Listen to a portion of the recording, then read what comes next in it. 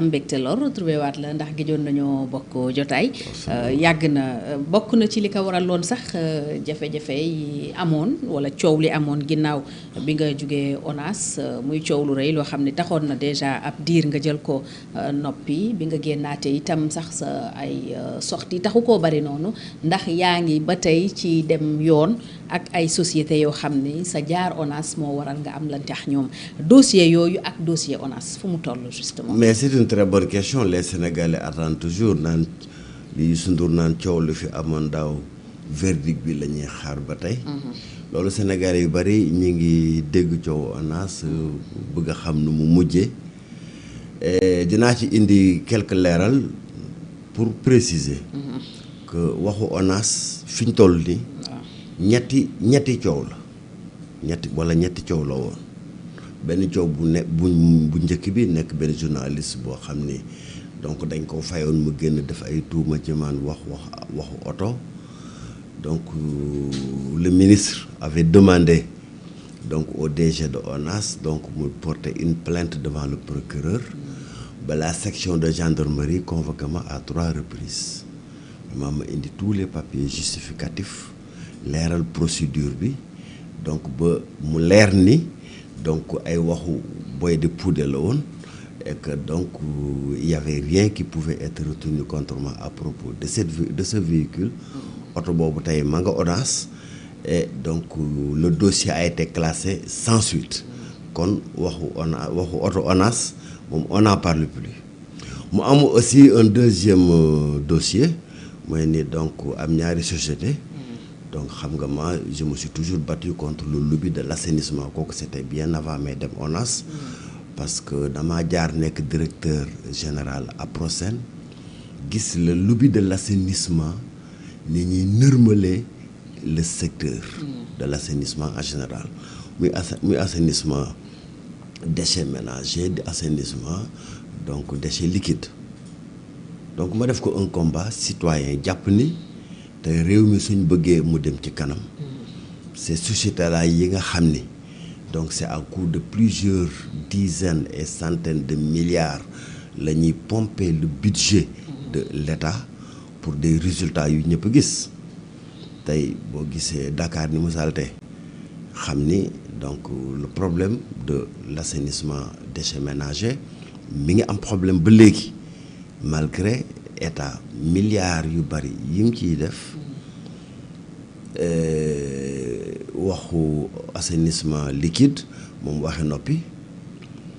c'est 730 milliards prouvés 760 milliards prouvés xam ni ça c'est un rapport de l'Assemblée nationale donc moo ko génne yu président Macky Sall def ci plan décennal de lutte contre les inondations ñu ne ko France lekk ko sans aucun résultat palpable inondation nam fi meloon 2005 noonu la mel ba suñu jonne tey gis nga nawet bi passé li xew Touba et c'est une situation qui peut plus perdurer et donc quand je faisais donc ma conférence de presse voilà j'ai dénoncé donc les pratiques mafieuses donc des sociétés du lobby de l'assainissement et mu am ci nag donc ñaari sociétés yoo xam ni dañoo porter une plainte ni voilà dama leen tuumaal ci seen wàllu compétence parce que j'ai parlé d'incompétence caractérisée donc des sociétés yi nga xam ni ñoom lañu dénk assainissement bi. ñoom lañ joxoon marché yi. voilà ñoom lañu yàgg ñoom la ONAS di yàgg jox marché. j'ai parlé d'une gestion monopolistique de ce secteur parce que munoo am ñaari société rek yoo xam ni daanaka lépp luy marché ONAS ñoo ko daan foras te résultat yi ça laisse à désirer. J'ai parlé de pratiques donc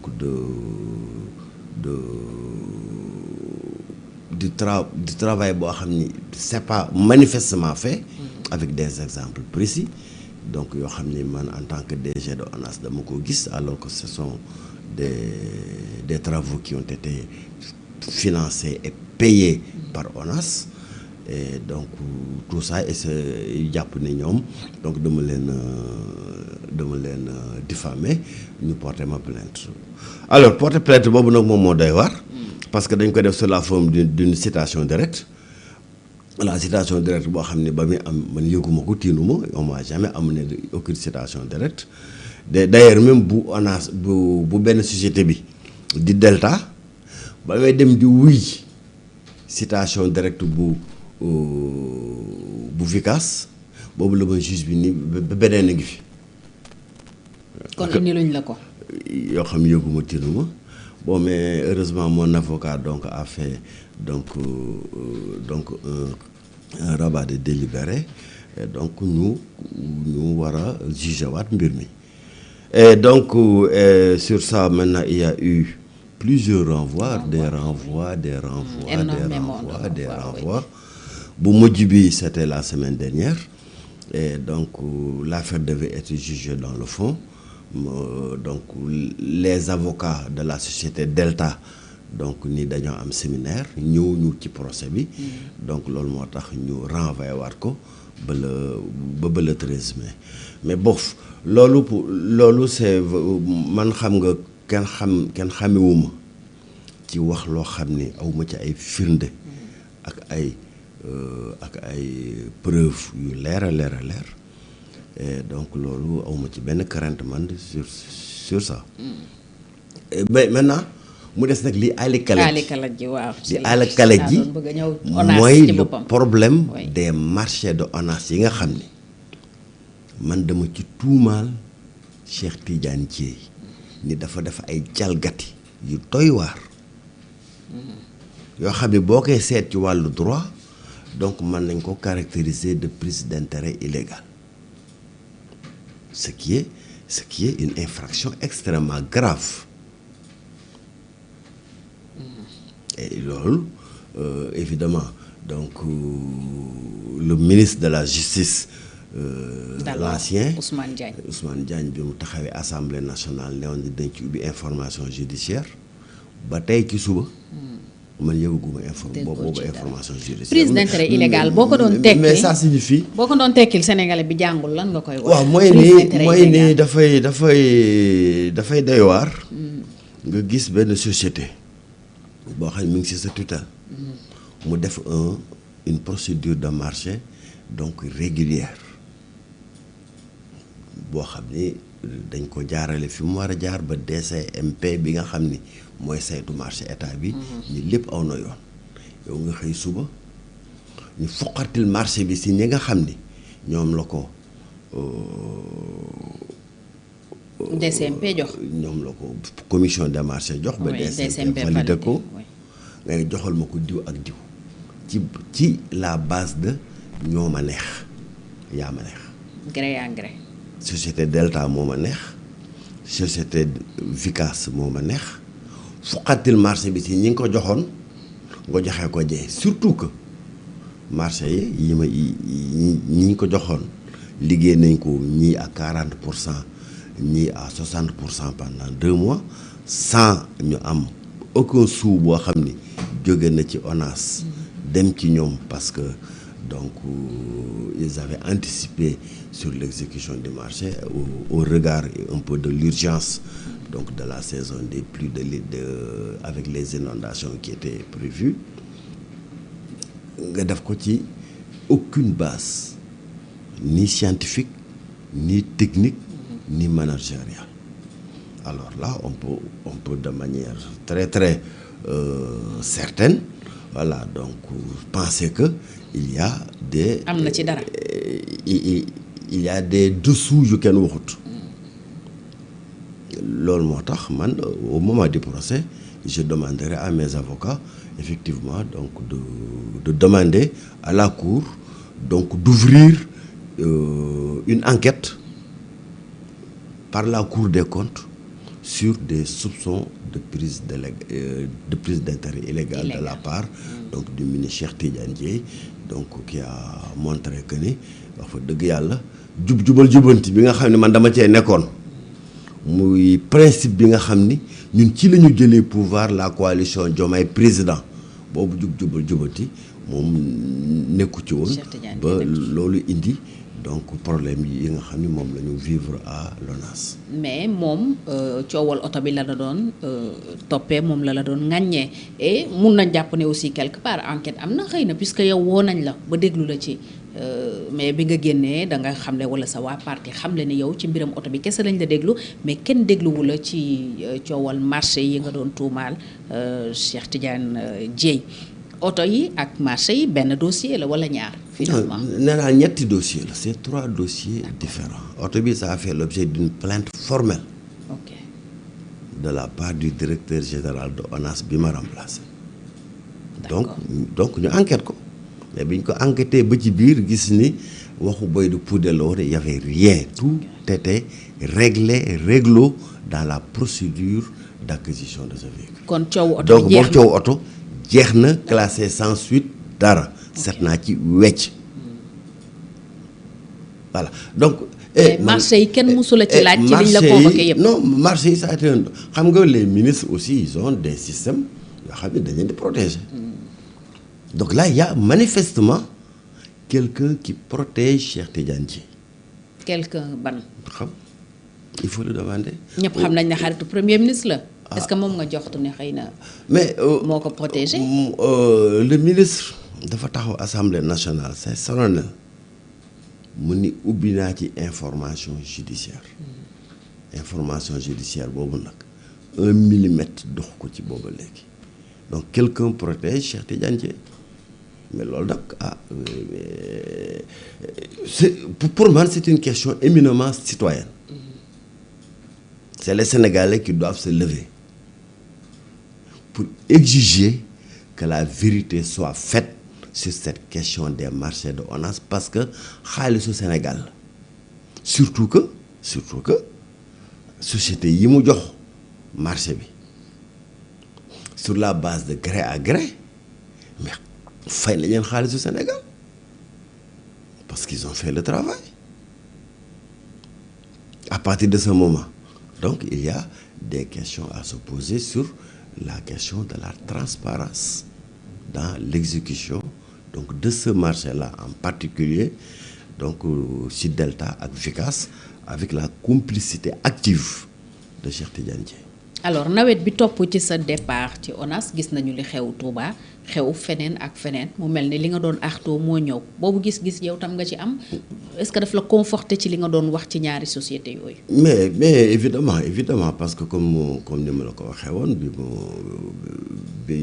bi Cheikh Tidiane Dièye fuqartee marché bi. daf koo jox ñi mu ko neex parce que man dama noon jox ko Delta ak Vicas. man ko maa lànk duma ko jox parce que donc mënuñoo reprendre des procédures de marché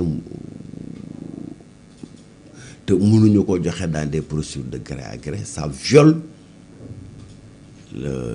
la réglementation. problème compétence aussi posé woon nga ko par rapport à ces sociétés ak liggéey bi ñu leen doon def loo muy curé par exemple avant nawet bi ak yeneen ak yeneen. alors je vais te donner un exemple sur ça la société Vicas moom lañ joxoon le curage de la région de Dakar donc 2021 2022 2023 2021 donc Vicas dafa def curage il y a quand même eu des inondations monstres notamment à partir de la zone de captage 2022 Vicas defaat le curage donc de Dakar donc mu am des inondations monstres donc au niveau de la zone de captage 2023 malgré que Vicas daf koo def le DG bi ma fa remplacer Mamour dafa demander à Enan Chine mu ñëw intervenir sur la zone de captage bi Enan Chine dafay liggéey boobu def ko dans les normes déggoo en 2023 donc des problèmes au niveau de la zone de captage.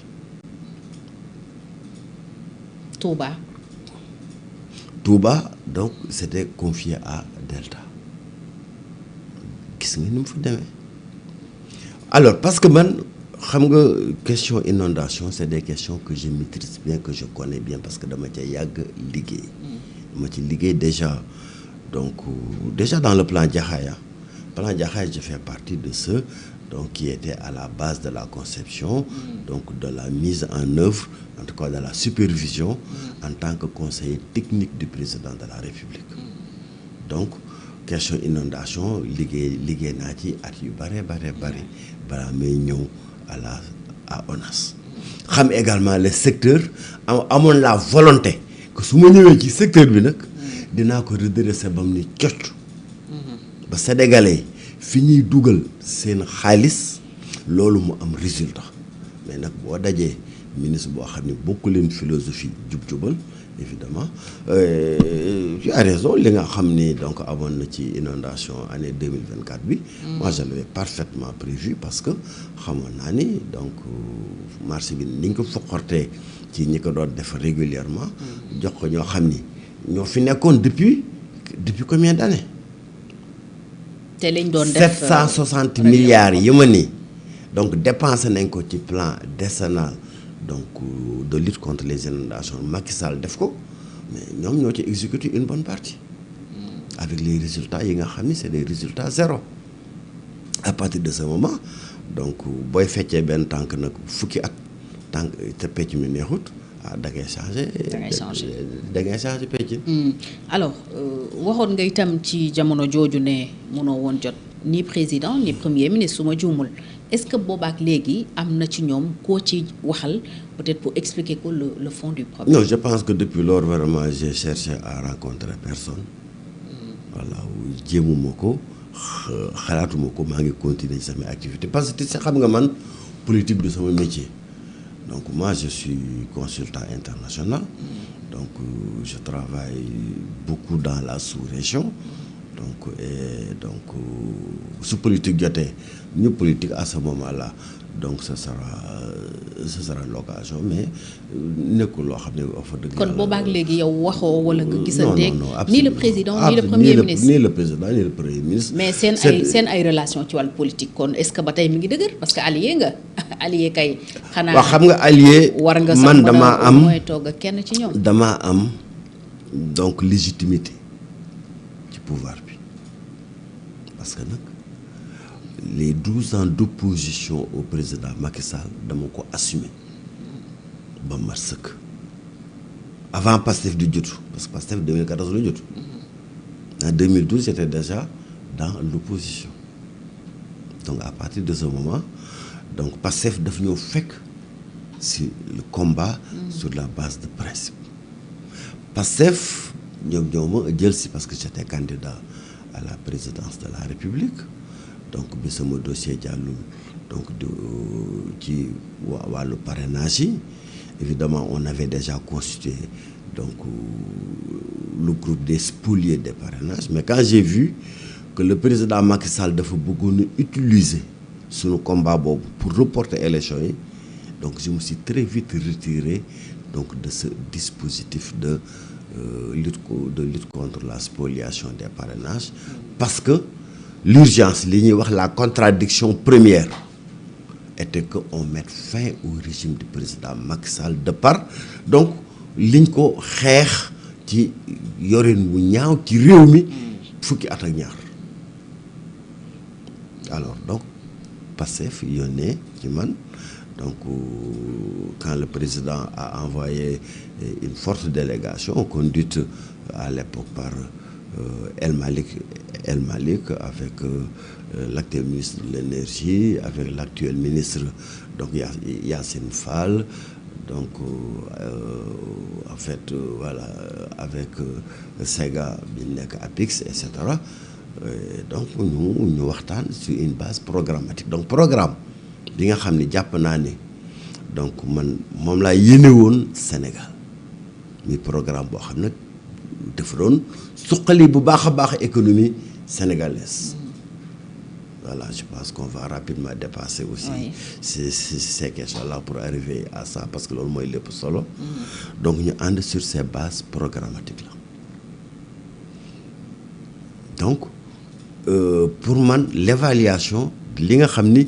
donc tënkoon nañ ko mooy li ëpp solo wala ndax Cheikh Dieng nekk na DG wala Cheikh Dieng nekkul DG loolu nekkul li ëpp solo pour man mais amu leen benn cadre boo xam ne sax daje ngeen ci boobaat léegi.